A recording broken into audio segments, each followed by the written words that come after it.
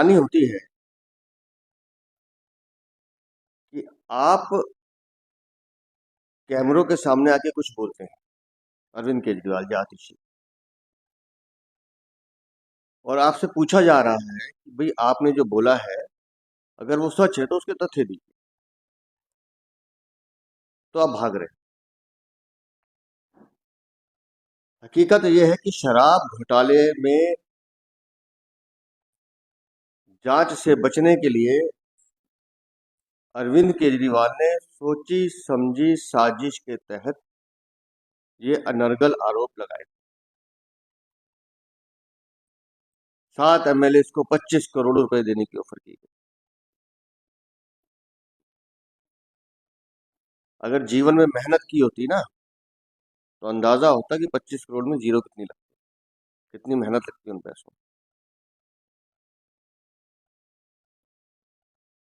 लेकिन झूठे नाटक, फ्रेब और नौटंकी करके दिल्ली की सत्ता में आए अरविंद केजरीवाल और उसके साथी कब तक दिल्ली की जनता को बेवकूफ बनाएगा। आपने झूठ बोला, आपकी मंत्री ने झूठ बोला, हमने क्या किया? हमने और नेता प्रतिपक्ष ने तो सिर्फ एक निवेदन किया पुलिस से कि दिल्ली के मुख्यमंत्री जो कह रहे हैं अगर वो सच है तो जिसने भी ये काम किया उसके खिलाफ कार्रवाई कीजिए। अब इसमें क्या गुनाह है? और अगर वो झूठ बोल रहे हैं तो कानून के खिलाफ कार्रवाई करें। अभी आपने सुना वो कह रही है कि हमारे पास रिकॉर्डिंग है। रिकॉर्डिंग है तो लाके दीजिए ना। कल रात को जब क्राइम ब्रांच की टीम आपको नोटिस रिसीव कराने गई, आपने नहीं लिया, आप घर से भाग गए।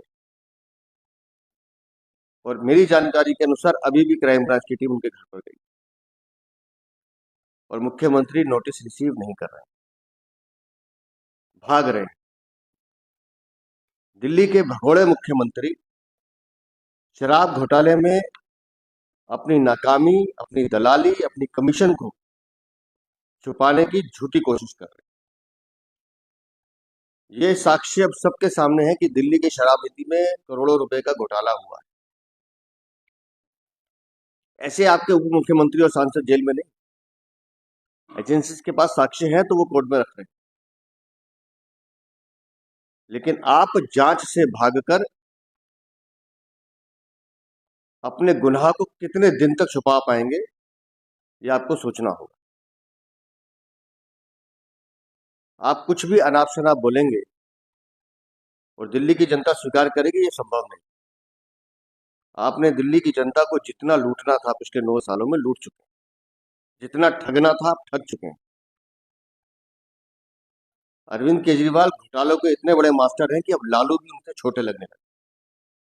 हर चीज में घोटाला, कोई एक चीज नहीं है जिसमें घोटाला नहीं करते।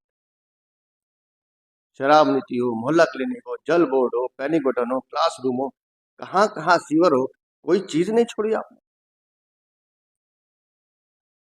मतलब पैसे की इतनी भूख आपको, और सत्ता के अहंकार में अंधे हैं।